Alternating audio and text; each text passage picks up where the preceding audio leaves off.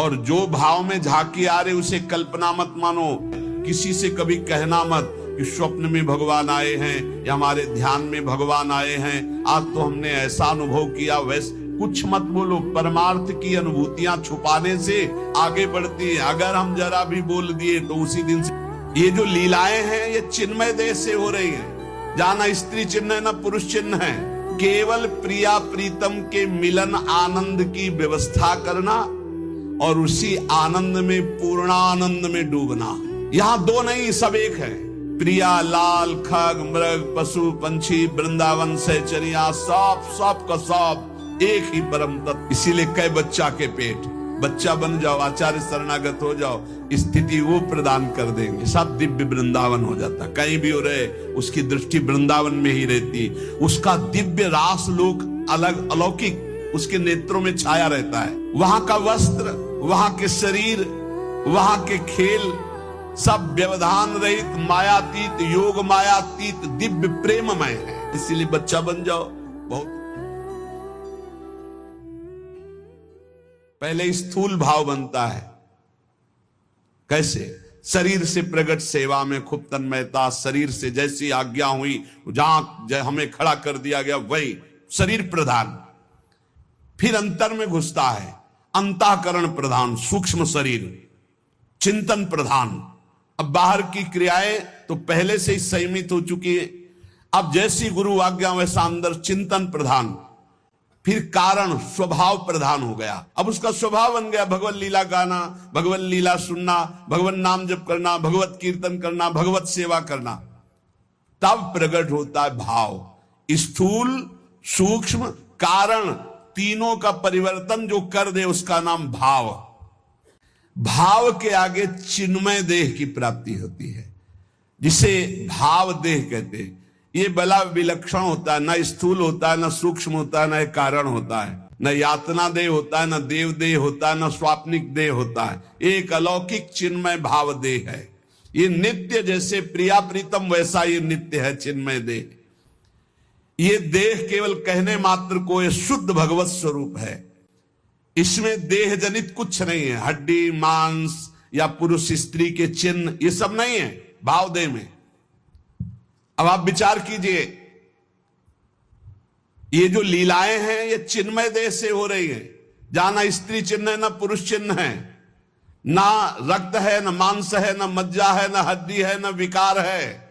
निर्विकार चिदानंद चिन्मय देह। कैसे जानोगे कैसी रास हो रही है?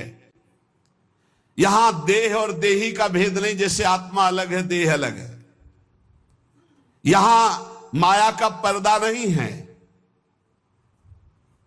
यहां बहिरंग प्रकृति का प्रवेश नहीं है, यहां अंतरंगा योग माया का भी प्रवेश नहीं है। यहां माया की चादर डालकर भगवान नहीं खेलते, यहां खुला खेल हो रहा है चिदानंद में। जैसे यहां तो माया की चादर पड़ी हुई, पहले देह फिर अंदर बैठा हुआ चिदानंद तत्व है, उसे कोई बिरला ज्ञानी जानता। समात्मा सुदुर्लभा वासुदेवा स्वरमिति।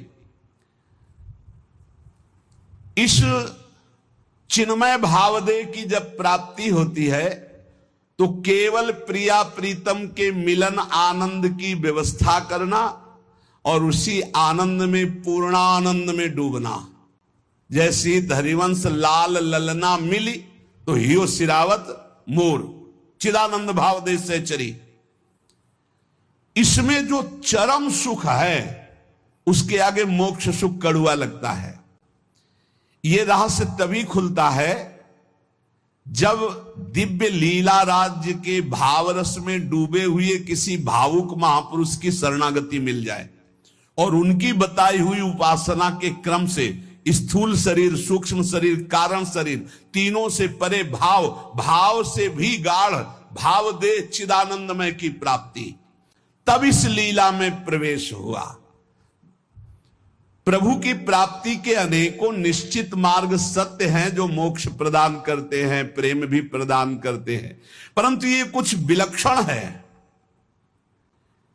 लीला संदोह में प्रवेश करने के लिए सखी भावापन्न होना ही पड़ेगा। देखो, जब नारद जी ने हट किया कि मुझे आपकी ब्रजलीला रास देखना है, तो उनको नारद जी से गोपी बनना पड़ा। अर्जुन जी को भी गोपी बनना पड़ा। भगवान शंकर जी ने जब चाहा तो इनको भी गोपी बनना पड़ा। लेकिन नवनिवृत्त निकुंज में तो सहचरी भाव के बिना प्रवेश। तीन गोपिन ते दुर्लभ माई, नित्य विहार सहज सुखदाई। यहां धाम, परिकर, खगमृग पशु पंछी, सब चिदानंद। यहां दो नहीं, सब एक है। प्रिया, लाल, खग, मृग, पशु पंछी, वृंदावन, सहचरिया, सब का सब एक ही परम तत्व, हित, प्रेम। प्रेम, ये प्रेम का वैभव। इस नित्य परिकर में भाव देह से सम्मिलित हुआ जाता है। भाव देह के बिना रास और विलास, ये परम गुह्य रहस्य है, इसे कोई नहीं जान सकता। ये तर्कों के द्वारा, विद्वता के द्वारा, शास्त्रों के द्वारा प्रमाणित नहीं किया जा सकता, क्योंकि जितने प्रमाण दोगे सब योग माया के अंतर्गत होंगे।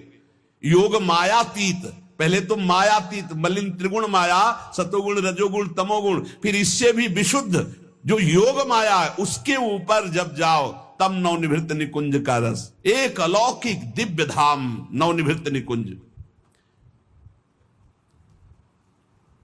जहां एक से भिन्न कुछ भी नहीं, ना लोक, ना जगत, ना प्राणी, न वस्तु, न सूर्य, न चंद्रमा, न शरीर, सब चिदानंद, सब प्रेममय। वृंदावन प्रेममय, खगमृग पशु पंछी प्रेममय, यमुना जी प्रेममय, प्रियालाल प्रेम के खिलौना दो खेलत है प्रेम। प्रेम प्रेम प्रेम। रास के ज्ञान को जानने के लिए ब्रह्म ज्ञानी भी नहीं परिपूर्ण है कि ब्रह्म ज्ञान हो गया तो रास का ज्ञान उसे हो जाएगा। रास में प्रवेश पाने वाले भाव देह को प्राप्त हुए महापुरुष की स्थिति कैसे होती, जहां किंचन मात्र भी मैं का ख्याल ही नहीं रह गया, केवल ढांचा दिखाई दे रहा है, अंदर सिर्फ भगवान बैठे हुए हैं। अब जो कुछ हो रहा है वो सिर्फ भगवान कर रहे हैं। ढांचा दिखाई दे रहा है व्यक्ति का, वो अंदर बैठा है परमात्मा, वही सब कुछ करा रहा है। ये उस जो भाव देह को प्राप्त हो रहा है, किंचन मात्र हम नहीं रह गया, वो देख रहा है प्रभु करा रहे हैं।